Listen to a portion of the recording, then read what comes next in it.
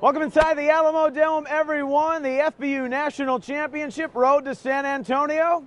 It ends here. The championship games tomorrow. Woo! Yeah, baby. Neil Sika with you. We have the commissioner, Trey McNeil. Can I get a wow for the commish on the count of three? Wow. 1, 2, 3. Wow. Thank you. International Recruiting and Scouting Director Steve Quinn, one of our FBU insiders joining us. And Eric Richards, who's the East Bay Youth All-American Bowl director as well. Guys, compelling semifinals yesterday. We'll start in the 7th grade. Team Maryland, Team South Florida, really savory on paper.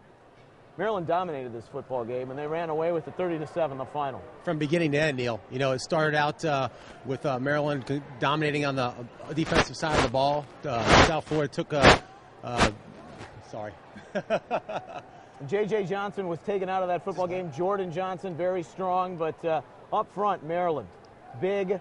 Dwan Ellis, the 44-yard touchdown run right up the get-go. They call him RG4. He played like it. He might be one of the more elusive quarterbacks of all the semifinalists, and ultimately their running game kind of carried the day. It really did. You know, they beat him up and down the field all day long. South Florida was really never in the football game. You think with all the speed they had down there, you know, they came out flat right away, and Maryland just really dominated. Dwan Ellis, number 1, and number 7, Raymond Boone, beginning to end. Great game by Maryland. Yeah, Chaziri Crawford, the defense was tough in the back, getting up front, getting pressure on both Felicio, Trey, and you look at that. South Florida, and Steve, I know you're a Florida guy, but they maybe weren't adverse to the weather coming into that situation. It was cold, it was wet. Maryland had to deal with that in the East Regional Final, and I think that might have played a factor. I think it had a big factor because, you know, South Florida is used to that 80-degree weather. They came out flat, and I think the weather had a big play in it, and Maryland's played in that weather before. They were ready to play ball yesterday. I don't know if anybody's going to beat this team. Well, South Florida may have a crack at it again. Of course, you can move on to the 8th grade level next year. The first time we have national semifinals and a championship in the 7th grade. And Commish, you know, looking at the 7th grade semifinal, Northwest Louisiana, here's a team that was maybe a blip on the screen at the start. They had a tough game against Southeast Louisiana in their second round, won that 6-0, and then beat Dallas. I think they opened some eyes. Orange County, a versatile, balanced team who didn't play all that bad. The execution, though, was a little bit different, and the kid, Ardarius Washington, off the charts. Yeah, just total dominance by Northwest Louisiana yesterday. In the trenches and the line of scrimmage, they were very dominant, and Ardarius Washington just put on a clinic, an absolute clinic yesterday for Northwest Louisiana. But that defense is pretty good, too. I mean, they can lay the lumber. This is a really compelling championship game between the two. Yeah, I think John Bailey Gullett, you know, he's a East Bay Youth All-American choice. He, like Dwan Ellis, he decided to stay with his team, Neil, and it showed. And so it's going to be a compelling 7th grade matchup, and, you know, we'll see what happens. I tell you what, both offensive lines stood out to me. Yeah. Without the offensive lines, these running backs wouldn't have done the damage they did. Okay, 7th grade championship. That is 11:30 Central tomorrow, 12:30 Eastern, live via our Ustream feed.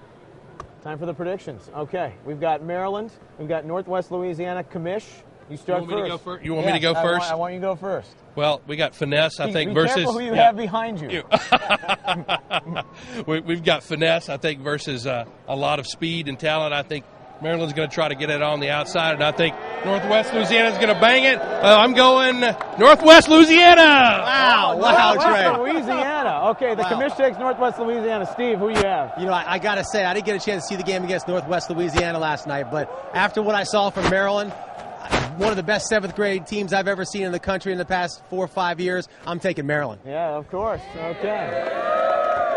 Something told me it was going to be a rubber match here and leave it up to Eric Richards to decide. I don't know. You got an East Bay All-American versus East Bay All-American and Ellis and Gullett. It's really going to come down to the line play. I see Maryland in overtime. Wow. Oh, wow. Maryland, wow. Okay. My line. Wow. Maryland overtime, Neil. What do you think? I'm not allowed to make a prediction. I'm the host. Maryland and Northwest Louisiana tomorrow, 11:30. Should be a great game.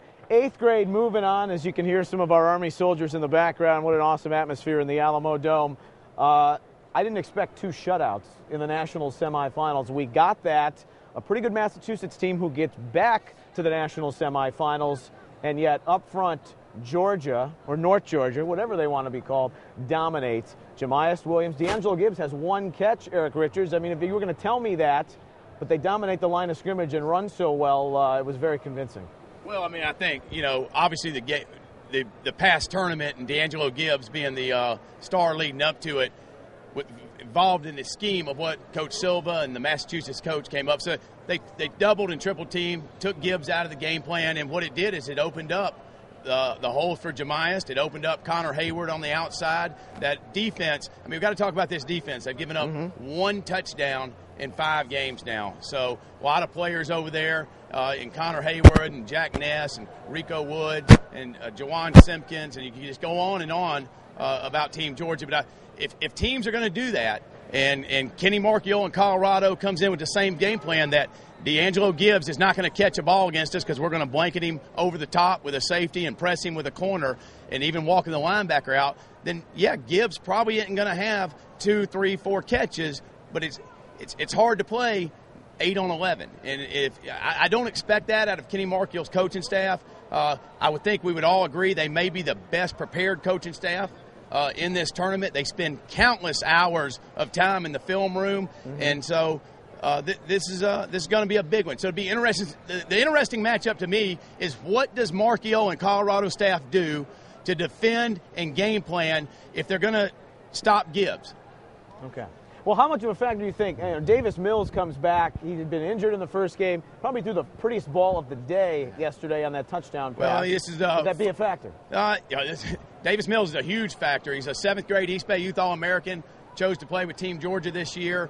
He's been injured for the semifinal rounds. The final rounds, and also they didn't expect him to play. It was a game-time decision when he got here, and he came in the 4th quarter. If Mills can play and get treatment over the next 24 hours and he can play, I don't think the way he reads defenses because of all the FBU camps he's been to and all the top guns, it's going to be a long day for the Santino Marchiol and that Colorado secondary. Well, that's a talented defensive front as Colorado took care of business against St. Louis, a team that hadn't allowed a point in their regional semis and finals. I want to get your input on that second game. And even you, Commish, you picked them to come out of the Reno Regional. They beat a very talented Northern LA team, Liddell Atkins at quarterback. But I think for both of those teams, they were looking for respect. St. Louis makes that big defensive stand to start, and then afterwards, it was all Colorado. You felt they were up 20-0 at half, even though it was 6. Once again, this is the 3rd time I've had a chance to see Colorado play. Just total dominance inside the line of scrimmage, the way they come off the football. I mean, they really fire off the ball, both offensively and defensively, coming very, very hard. Now, the question, just like Eric said, is can they shut down the Gibbs kid? Because I think they've got some both very talented corners. So I think Kenny's scheme is going to be trying to guard him one-on-one. That's what I think is going to happen there. But anyway, the McElroy kid was just outstanding as well yesterday. Colorado plays so well as a team, and it's going to be interesting because Georgia, what a great size they have. I thought they were a high school football team out there yesterday. Yeah, let's not forget Colorado, not afraid to go into their bag of tricks in the playbook. They go to the unbalanced line that sprung the 61-yard touchdown run, a halfback option, tossed it around. So as we look at this game, and then Steve Quinn, you can start off because we've got 2 physical defenses, 2 teams that want to run the football, 8th grade Colorado and 8th grade Georgia. Who wins? I love what Colorado's doing. I love what Coach Marchiol is doing. That coaching staff's got a great scheme coming in. They went through the Western bracket and swept through it. I got a chance to see North Georgia. I was out there personally and saw them. Another great 8th grade team. They work hard. They fly around the ball. They got extremely fast team speed. I don't see anybody beating them. North Georgia. Georgia. Okay.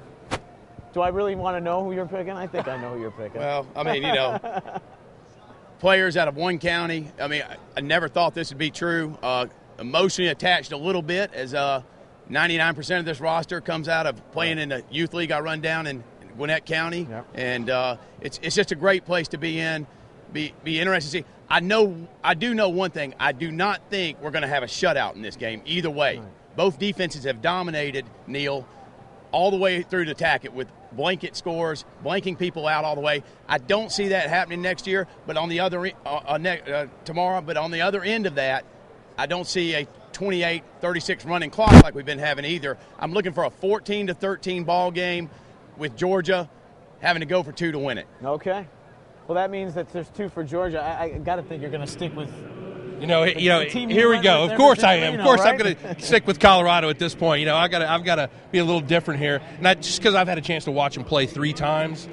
I just think they're prepared. They're really rolling well. They get mentally prepared before the game. I mean, they come out fired up. I love the enthusiasm that Colorado plays with. Tough Georgia. They're just very dominant as well. But line of scrimmage, once again, it's going to be who controls that line of scrimmage that takes this game, and I'm going with Colorado. Okay, Colorado and Georgia, the 8th grade championship. That's at 4:30 Central, 5:30 Eastern. The championships are here. Even some of Maryland's guys are here, 7th grade. Maryland's got Northwest Louisiana in the 7th grade game. That's at 11:30. Thanks to our panel here, Eric Richards, Steve Quinn, and the commish, Trey McNeil. I'm Neil Sika. Keep along on the road to the Dome, the FBU National Championship.